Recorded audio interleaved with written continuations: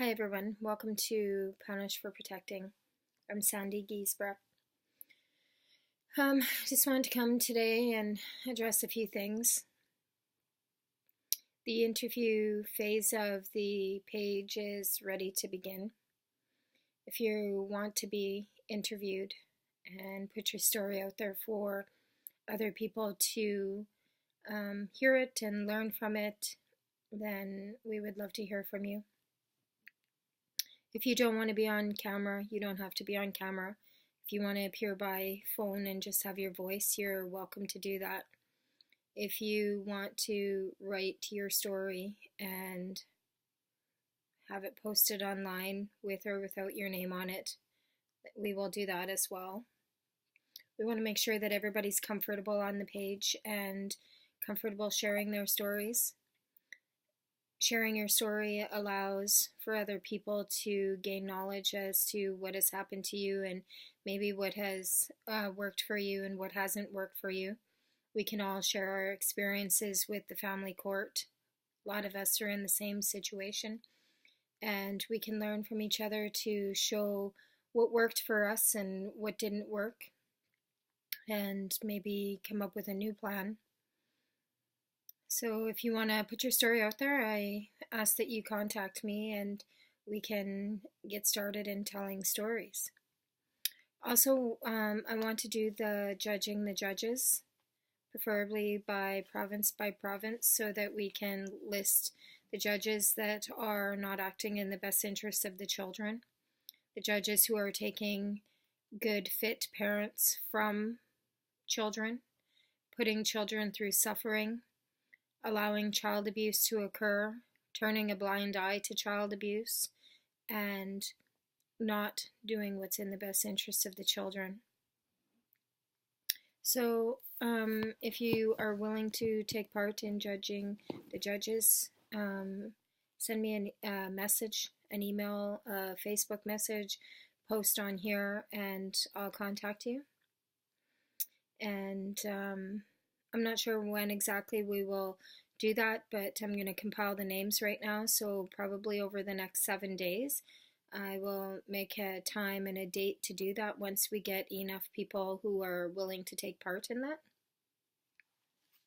And I just wanted to come back to the telling your story and how important it is and how it's important to get it out there and share things. I was talking to a friend of mine here yesterday in Manitoba who had received a threatening letter from Child Protection Agency threatening her that her daughter had better stop reporting allegations of abuse against the father, otherwise the children will be removed from the mother's care. And that just upsets me to no end, because I don't know how we can be responsible for the things that our children are saying. And two, I don't think it's right to tell a child that they're not allowed to speak freely, ask for help, and show what is going on. And I don't think it's right to lump women, parents, into a category saying that as soon as sexual abuse or physical abuse or any kind of abuse is being disclosed against a parent is nothing but a lie. Children do not lie about stuff like this. Children are easily detected when they are lying.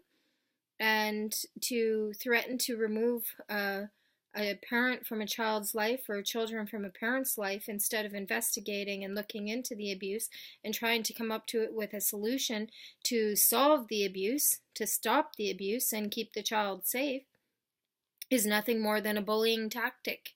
Something to scare people into remaining silent, closing down, and not disclosing what is going on in fear of losing your children, in fear of your child being placed in an unsafe, dangerous environment.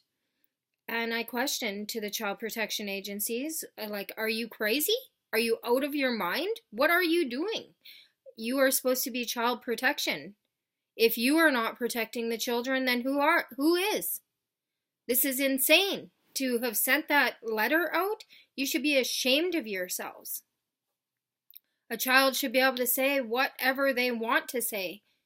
and ask for help for wherever they need help from, whether it's the mother, the father, the grandparents, a friend, anything that is happening to them.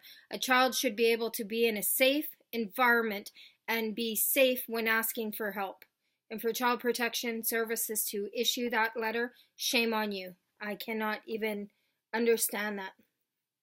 Just want to remind everybody that it is okay to protect your children. It is okay to do your job as a parent. Step up, stand up, and say, no, I am going to protect my child. I don't care what you say. My child is needing protection, and it is my job as their parent to protect them. And that's what we're here to do. We're here to show this corruption, this insaneness that is happening not only within the family court, but with the family protection companies, agencies as well. They are not protecting children.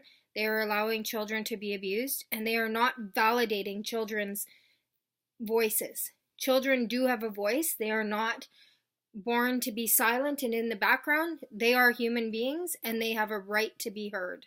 We need to validate that child abuse is something that needs to be done away with. We have zero tolerance for child abuse going forward. Zero tolerance.